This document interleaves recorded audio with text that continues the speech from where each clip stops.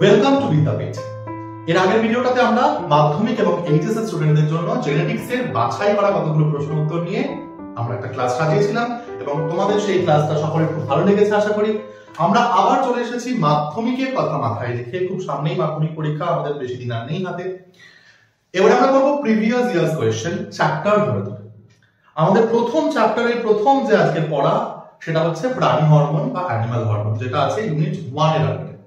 এখানে আমরা দেখব বিগত বছর থেকে এই চ্যাপ্টার থেকে কি কি প্রশ্ন আসছে।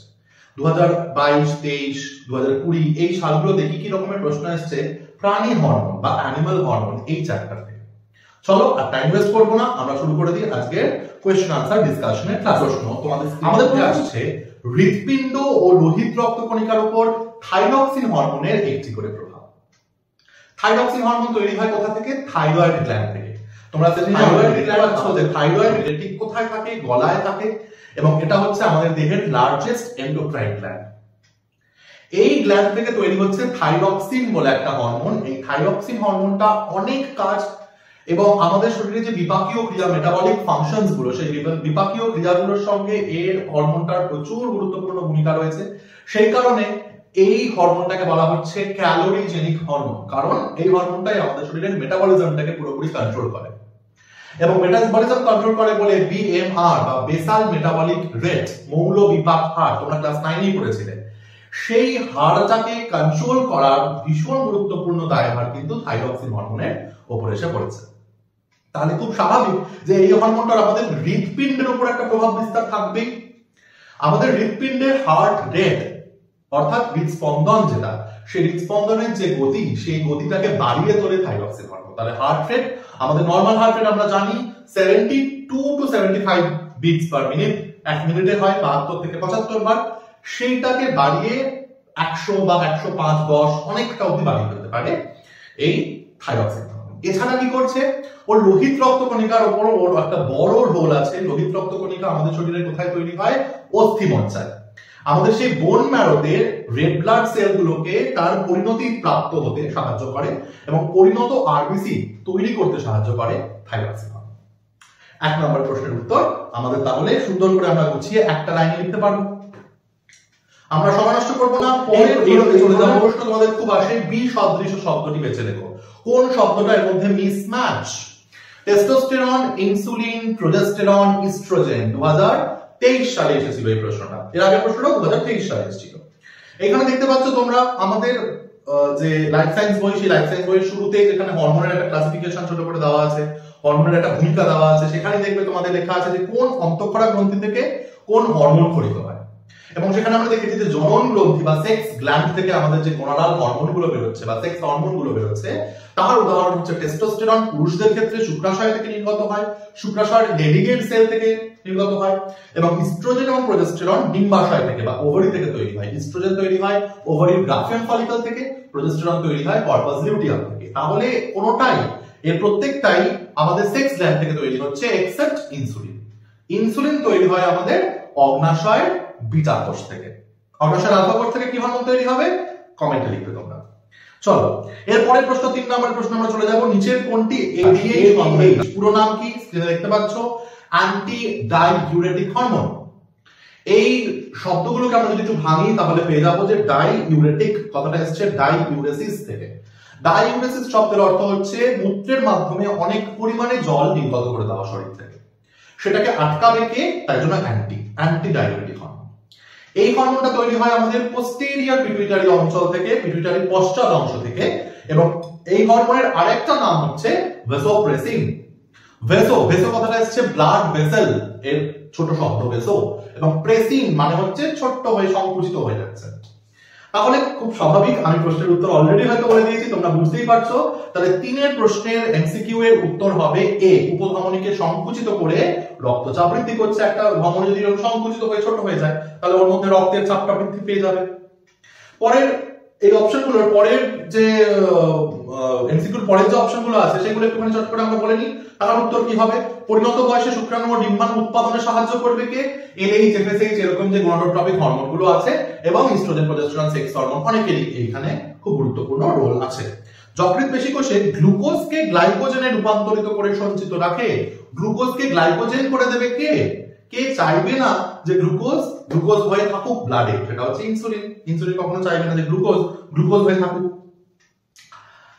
আর স্নায়ুতন্ত্রের বিকাশ ঘটায় এবং স্বাভাবিক ক্রিয়া বজায় রাখে, এটা অনেক হরমোনই আমাদের আছে, তার মধ্যে অ্যাড্রিনালিন হরমোন আছে এবং আরো অনেক কাজ করে, তবে এটা আমাদের সিলেবাসে নেই, এটা লাগবে না এক্ষুনি, কিন্তু বাকিগুলো আছে এবং এটা 3 এর উত্তরটা হয়ে গেল এ, তাই তো? 4 নিচের কাজগুলো কোন কোন হরমোন দ্বারা নিয়ন্ত্রিত হয় তার একটি তালিকা তৈরি করো। খুব ভালো প্রশ্ন, এটা 2022 সালে এসেছিল। বলছে দীর্ঘ অস্থির প্রান্তস্থিত তরুণাস্থি ধাত্রে, একটু কঠিন বাংলা, ভালো করে বুঝে নেবে, বড় বড় যে হাড় তার যে দুটো প্রান্ত, সেই প্রান্তে যে তরুণাস্থিগুলো রয়েছে সেইখানে ক্যালসিফিকেশন করে করে খনিজ ভবন ঘটিয়ে অস্থির দৈর্ঘ্য বৃদ্ধি করে কে? গ্রোথ হরমোন বা সোমাটোট্রপিক হরমোন, যেটা আমাদের অ্যান্টেরিয়র পিটুইটারি অগ্র পিটুইটারি থেকে খরিত হচ্ছে, সেই তো আমাদের অস্থি এবং পেশির দৈর্ঘ্য বৃদ্ধি করে আমাদেরকে লম্বা হতে সাহায্য করছে। তাহলে 4 এর উত্তর হয়ে যাবে গ্রোথ হরমোন। বি বলছে বিদীর্ণ ডিম্বথলিকে পিত্ত গ্রন্থি নামক অস্থায়ী অন্তঃক্ষরা গ্রন্থিতে পরিণত করে লিউটিনাইজিং হরমোন, কারণ পিত্ত গ্রন্থির ইংলিশ কথা হচ্ছে কর্পাস লিউটিয়াম। লিউটিয়াম কথাটা হলুদ রং থেকে এসেছে এবং লিউটিয়াম যে তৈরি করে তাকে বলা হয় কি? Luteinising hormone. নাউনটা হচ্ছে লিউটিনাইজেশন। লিউটিনাইজেশন যে করে, অর্থাৎ বিদীর্ণ ডিম্বথলিকে যে কর্পাস লিউটিয়ামে কনভার্ট করে, সে হয়ে যাচ্ছে লিউটিনাইজিং হরমোন বা এলএইচ। প্রোটিন ও লিপিড থেকে গ্লুকোজ উৎপাদনের প্রতিবন্ধকতা, আবারও এই আগেও আমরা পেয়েছিলাম ইনসুলিনের কথায়, গ্লুকোজ তৈরি হতে দেবে না। ইনসুলিন কখনো চাইবে না যে শরীরে অতিরিক্ত গ্লুকোজ তৈরি হোক, তাহলে লিপিড বা প্রোটিন থেকে গ্লুকোজ উৎপাদন, যেটাকে আমরা নিওগ্লুকোজেনেসিস বলে থাকি, সেই প্রক্রিয়াটাতে ইনসুলিন বাধা দেবে। প্রসবকালে জরায়ু গাত্রের পেশির সংকোচন ঘটাবে কে? এই যে মসৃণ পেশির সংকোচন প্রসবকালে ঘটাচ্ছে, যার ফলে আমরা সবাই আজকে মায়ের শরীর থেকে বেরিয়ে আসতে পেরেছি, সেটা হচ্ছে কে? অক্সিটোসিন। তোমরা কমেন্টে লিখবে যে অক্সিটোসিন আমাদের পিটুইটারির কোন অংশ থেকে খরিত হয়? নিশ্চয়ই পারবে এটা। হিন্ট দিয়ে দিলাম, এডিএইচ বা ভাসোপ্রেসিন যেখান থেকে তৈরি হয়, অক্সিটোসিনও পিটুইটারির সেই অংশ থেকে তৈরি হয়। 5 নম্বর প্রশ্ন, প্রাণীদেহে কাজ শেষ হওয়ার পর হরমোনের পরিণতি কি? উৎসেচক জানবে কাজের পরে অপরিবর্তিত অবস্থায় থাকে, কিন্তু হরমোন তার যেটুকু কাজ করার, অর্থাৎ প্রত্যেকটা কলাকোষকে গিয়ে রাসায়নিক বার্তাবাহক হিসাবে রাসায়নিক বার্তা প্রেরণ করার পর সে কিন্তু বিনষ্ট হয়ে যায়। তাহলে হরমোনের পরিণতি হচ্ছে বিনষ্ট হয়ে যাওয়া তার কাজের শেষে। অ্যাড্রেনালিন সম্পর্কিত নিচের কোন বক্তব্যটি সঠিক নয় তা শনাক্ত করো। অ্যাড্রেনালিন হরমোনটা তৈরি হয় অ্যাড্রেনাল গ্রন্থির মেডিউলা অঞ্চল থেকে। মেডিউলা মানে তোমরা স্ক্রিনে দেখতে পাচ্ছ অ্যাড্রেনাল গ্ল্যান্ডের ছবিটা, এবং অ্যাড্রেনাল আমার প্রশ্ন বাইরের অংশটাকে বলা হয় কর্টেক্স, যেখান থেকে বিভিন্ন স্টেরয়েড হরমোন তৈরি হয়, কর্টিকয়েড হরমোন যাদেরকে বলা হয়, এবং অ্যাড্রেনাল মেডিউলা থেকে তৈরি হয় অ্যাড্রেনালিন আর নর অ্যাড্রেনালিন। এর কাজ কি? অ্যাড্রেনালিন হরমোনকে বলা হচ্ছে এমার্জেন্সি হরমোন, আপৎকালীন হরমোন, অর্থাৎ হঠাৎ করে আমাদের শরীরে যখন কোনো এমার্জেন্সি সিচুয়েশন চলে আসে, তখন এই হরমোনটা ফ্রন্টে চলে আসে এবং আমাদের শরীরটাকে তার সঙ্গে কোপ আপ করতে সাহায্য করে। অর্থাৎ হঠাৎ করে আমি যদি দেখি আমার ঘরে একটা সাপ ঢুকে গেছে, আমি কি করবো? খুব উত্তেজিত হয়ে যাবো। তাহলে উত্তেজিত হয়ে গেলে আমার শরীরে কি কি চেঞ্জেস আসবে? হার্ট রেট বেড়ে যাবে, ব্লাড প্রেশার বেড়ে যাবে, চোখ বড় বড় হয়ে যাবে, হ্যাঁ, ঘাম হতে থাকবে, এগুলোই হবে। চলো, কি অপশন দিয়েছে? হৃদস্পন্দনের হার বৃদ্ধি করে। আমরা জানি যে আমাদের যখন টেনশন হয় বা খুব আমরা এক্সাইটেড হয়ে যাই, আমাদের হার্ট রেট বেড়ে যায়। বয়ঃসন্ধিকালে শুক্রাণু উৎপাদনে সাহায্য করে না, এই কাজটা অ্যাড্রেনালিনের সঙ্গে যাচ্ছে না।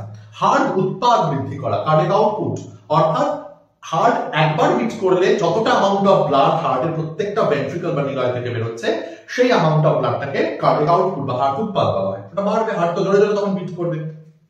সিস্টোলিক রক্তচাপ বৃদ্ধি করবে, অবশ্যই আমাদের যখন খুব টেনশন করি আমরা বা খুব স্টিমিউলেটেড হয়ে যায়, তখন আমাদের ব্লাড প্রেশার বেড়ে যায়। তাহলে 6 উত্তর হয়ে গেল বি, কারণ কোনটা 9 জানতে চেয়েছে। খুব ভালো যাচ্ছি আমরা। 7 প্রশ্নটা, এটাও 2020-তে এসেছিল, যে নিম্নলিখিত বিষয় হরমোন ও স্নায়ুতন্ত্রের কাজের পার্থক্য নিরূপণ করো। তোমাদের যে লাইফ সায়েন্স বই, যে কোনো বাজারে যে আমরা লাইফ সায়েন্স বইগুলো পাই, সেই লাইফ সায়েন্স বইগুলোর মধ্যে প্রথম পাতা 1-2 পাতার মধ্যেই এটা থাকার কথা, তবে অনেক বইতে এটা স্নায়ুতন্ত্রের আন্ডারে আছে, কোনো অসুবিধা নেই। আমরা এখানে বুঝে নেব ব্যাপারটা যে হরমোন আর স্নায়ুতন্ত্রের কাজের পার্থক্য। হরমোন কি করে? হরমোন স্লো অ্যাক্টিং, আস্তে আস্তে ধীরে সুস্থে কাজ করে, কিন্তু এর ফলটা সুদূরপ্রসারী। আর স্নায়ুতন্ত্র ধরতক্তা মাপে। ঠিক আছে, তাহলে এর কাজের প্রকৃতি আমরা যদি দেখি, তাহলে কাজের প্রকৃতি দেখবো যে হরমোনের যে কাজটা, সেই হরমোনের কাজটা হচ্ছে রাসায়নিক সমন্বয়কের কাজ।